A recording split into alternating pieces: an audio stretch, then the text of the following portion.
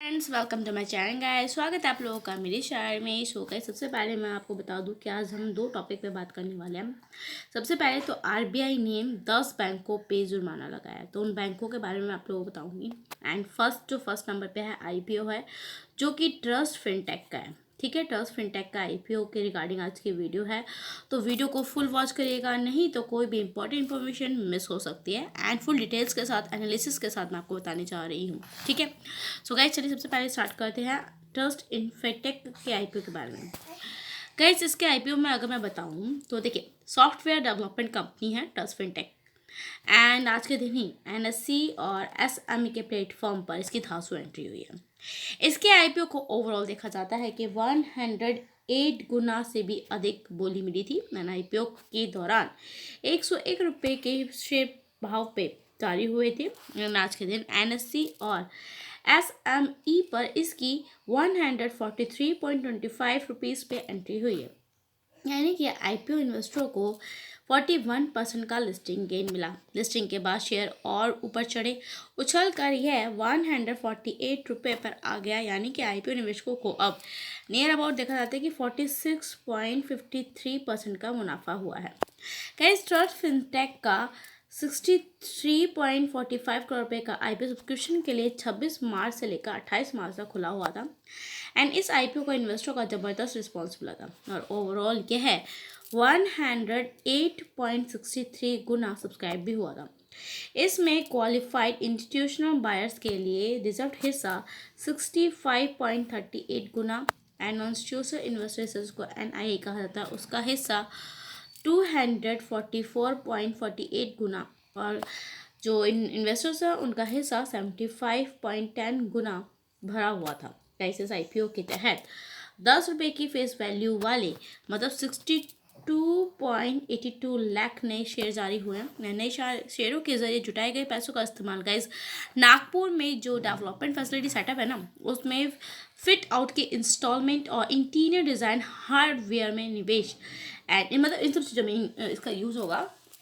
And IT infra को upgrade करने, मौजूदा प्रोडक्ट के मेंटेनेंस और अपग्रेडिंग, बिजनेस डेवलपमेंट, सेल्स और मार्केटिंग खर्चों में और आम कॉर्पोरेट हिस्सों में होगा। ठीक है गाइस, मैं आपको बता दूँ था कि 1998 में ये बनी थी। ट्रस्ट फिनटेक एक सॉफ्टवेयर डेवलपमेंट कंपनी है एंड ये कमर्शियल कोऑपरेटिव बैंकों और जो फाइनेंशियल मतलब कि जो फाइनेंशियल इंस्टीट्यूशंस हैं उसमें 10 से अधिक बैंक के प्रोडक्ट्स ऑफर करती है। जैसा कि मैं आपको बताऊं, जो कोर बैंकिंग होती है, लोन ऑर्गेनाइजेशन होते हैं, जीएसटी कॉम्प्लायंस होते हैं, फाइनेंशियल अकाउंटिंग हो गई, ठीक है, एस एंड PB1 सर्विसेज हो गई, एंड एटीएम रिकॉन्सिलेशन हो गया, ठीक है, एंड एंट्री जो होती है ना मनी लॉन्ड्रिंग की, उसकी, and agency banking, mobile banking, ये सब चीज़ें हैं। अगर मैं कंपनी के फंडामेंटल के बारे में आप लोगों को बताऊं तो गाइस देखिए, फाइनेंशियल ईयर 2021 में इसको 2.20 करोड़ रुपए का मुनाफा हुआ था और वही 2022 में घट गया 1.34 करोड़ पे पहुंच गया था। हालांकि अगले ही फाइनेंशियल ईयर 2023 में इसमें काफ़ी अच्छा पॉजिटिव मूव देखने को मिला, सुधार आया एंड मतलब प्रॉफिट में तेजी देखने को मिली एंड वो पहुंच गया गाइस 4.02 करोड़ पे। एंड इस दौरान कंपनी के रेवेन्यू में उतार चढ़ाव भी रहा है। फाइनेंशियल ईयर 2021 में इसे 24.17 करोड़ रुपए का रेवेन्यू हासिल हुआ था, जो कि अगले फाइनेंशियल वर्ग मतलब अगर देखा जाए फाइनेंशियल वर्क ईयर जो था उसका, एंड इसमें गिर गई 18 करोड़ रुपए पे आ गया था। हालांकि देखा जाता है कि 2023 में ये उछल कर 22.70 करोड़ रुपए पे पहुंच गया। करंट फाइनेंशियल ईयर 2023-24 की बात करें तो पिछले ही क्वार्टर मतलब अप्रैल सितंबर में इसके अंदर मतलब 7.28 करोड़ रुपए का नेट प्रॉफिट हुआ एंड 18.88 करोड़ रुपए का रेवेन्यू भी हासिल हो चुका है। तो गाइस आई होप चीज़ें क्लियर हो रही होंगी। ठीक है गाइस, ये तो हमारा ट्रस्ट फिनटेक के आईपीओ के बारे में हो गया, जो कि मैंने आपको कहा था कि मैं आपको full details and full analysis के बारे में इसके साथ बताने जा रही हूँ। ठीक है गाइस, अब मैं आपसे बात करूँ कि मतलब जो चीज़ें हो रही हैं वो बहुत ज़्यादा इंपॉर्टेंट है एंड आपको उस चीज़ों को ध्यान में भी रखना है।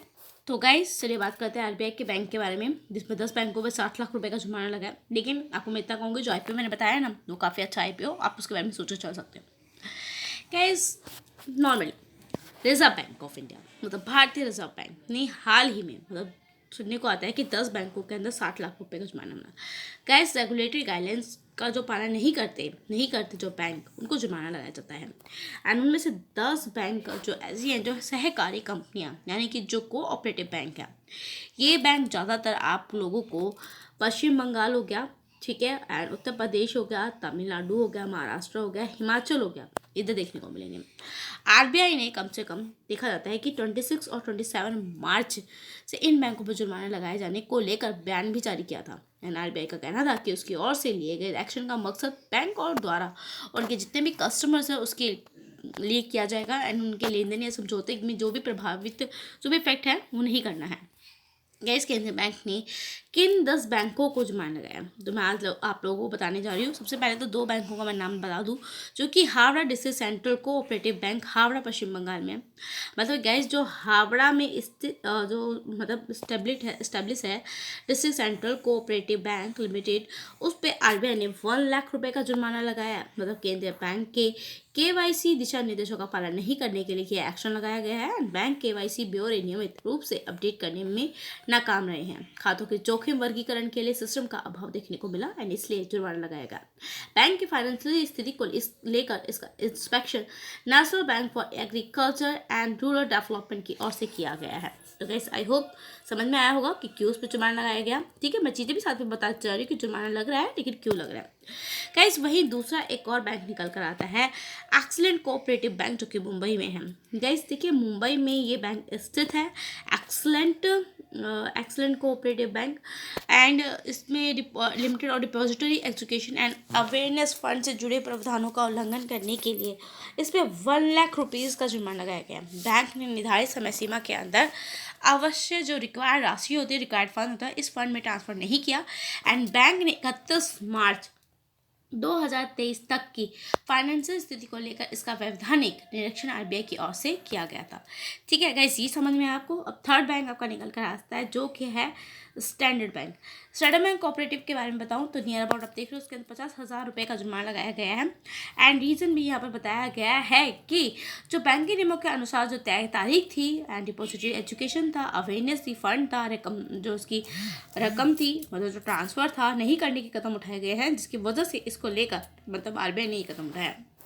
नेक्स्ट का इस बैंक निकल के आता है राजपल्याम कोऑपरेटिव अर्बन बैंक। ठीक है, अब इसमें अगर आप देखोगे तो उसके अंदर 75,000 का मतलब 75,000 रुपये का जुर्माना लगाया गया है। ठीक है, एंड गाइस देखिए, बैंक ने डायरेक्टर्स के जितने भी रिश्तेदारों को कर्ज दिया है, एंड नॉर्मली मेंबर्स को निर्धारित सीमा से ज़्यादा कर्ज मंजूर मतलब किए गए हैं, एंड बैंक ने 31 मार्च 2023 तक की फाइनेंशियल स्थिति को लेकर वैधानिक निरीक्षण किया, जिसमें से मतलब उनके निर्देशों का जो पालन नहीं हुआ है एडवांस कर्ज देने की वजह से, तो उसमें ये चीज़ें आई हैं सामने। ठीक है, बात करते हैं नेक्स्ट बैंक की, जो कि सुनने को मिलता है मंडी अर्बन कोऑपरेटिव बैंक। ये कहाँ है? हिमाचल प्रदेश में। इस पर कितना जुर्माना लगा है? 6 लाख रुपए का जुर्माना लगाया गया, क्योंकि ग्रॉस कंपाउंड्री बेसिस पर prudential enter bank express limited का उल्लंघन किया गया था, यानी 31 मार्च 2023 तक की फाइनेंशियल स्थिति को इंस्पेक्शन में ध्यान में रखकर करा गया। ठीक है गाइस, नेक्स्ट इसमें निकल कर आता है चिकमंगलुरु डिस्ट्रिक्ट में कोऑपरेटिव सेंट्रल बैंक है। ठीक है, इसमें भी नियर अबाउट 50,000 रुपीज़ का जुर्माना लगाया गया है, एंड गाइस देखिए, इसमें भी नाबार्ड के निर्देशों का पालन नहीं किया गया है, जिसकी वजह से फ्रॉड्स और रिपोर्टिंग ये सब चीज़ें इसके अंदर शामिल हुई है। ठीक है, इसलिए इसमें लगाया गया है। नेक्स्ट गाइस इसमें आता है निकल कर डिडुंगल अर्बन कोऑपरेटिव लिमिटेड। इसमें भी 25,000 रुपये का जुर्माना लगाया गया। ठीक है, एंड गाइस नेक्स्ट निकल कर आता है आपका जनलक्ष्मी कोऑपरेटिव बैंक, जिसमें देखा जाता है कि 59 लाख रुपीज़ का जुर्माना लगाया गया है। गाइस क्यों? देखिए, constitution of board of management in primary cooperative exposure norms and statutory registrations पर केंद्रीय बैंक के कुछ निर्देश को पालन नहीं करने के सुपरवाइजर एक्शन जो कि फ्रेमवर्क में आते हैं, उसकी वजह से इसके अंदर क्या मतलब जो एक नियम होते हैं ना, इनका पालन नहीं किया गया, जिसकी वजह से इसके अंदर आरबीआई ने ये जब जांच की थी तो उसके अंदर ये जुर्माना लगाया गया। चलिए बात करते हैं नेक्स्ट की, जो कि आता है सोलपुर जनता सहकारी बैंक। यस, जो सोलपुर जनता सहकारी बैंक की अगर मैं बात करूँ तो इसके अंदर भी आप देख रहे हो 28.30 लाख रुपए का जुर्माना लगाया गया है। Gas constitutions of board of time management in primary cooperative banks पर आरबीआई के निदेशकों की उस प्रावधानों और सुपरवाइजर एक्शन फ्रेमवर्क के तहत सारी आदर्श निर्देश के पालन नहीं करने के लिए जुर्माना लगाया गया है। बैंक ने 31 मार्च 2022 तक फाइनेंशियल स्थिति को लेकर इसका वैधानिक निरीक्षण आरबीआई की ओर से किया गया था। गैस अब नेक्स्ट आता है मथुरा। अगर मथुरा ज़िले में देखो तो सहकारी बैंक है जो कि यूपी में है, उत्तर प्रदेश में। 1949 में मतलब सेक्शन के विधानों का पालन नहीं करने के लिए आरबीआई ने कम से कम इस पर 1 लाख रुपये का जुर्माना ठोका है। एंड बैंक पर बैंकिंग रेगुलेशन एक्ट 1949 तहत निर्धारित अधिकतम अवधि के अंदर एक अचल संपत्ति का निपटान नहीं करने का आरोप भी है। एंड इस संपत्ति का इस्तेमाल बैंक अपने स्वयं के उद्देश्य के लिए नहीं कर रहा था। ठीक है, चीज़ें क्लियर हुई हैं। कौन कौन से बैंक मैंने शामिल करे हैं, 10 बैंक्स है जो कि आपको मोस्टली मतलब ज़्यादा नहीं पता चलेगा कि कौन कौन से बैंक में जुर्माना लगा। तो मैंने आपको डीपली आपको एक आउटलुक दे दिया है। बाकी गाइस मैं तो आपको यही कहूँगी कि खुद से स्टडी करके चेक करके दें तभी किसी भी चीज़ में इन्वेस्ट करके चलेगा। चैनल पर नए हैं ना, लाइक करना मत भूलो। मिलेंगे नेक्स्ट वीडियो में।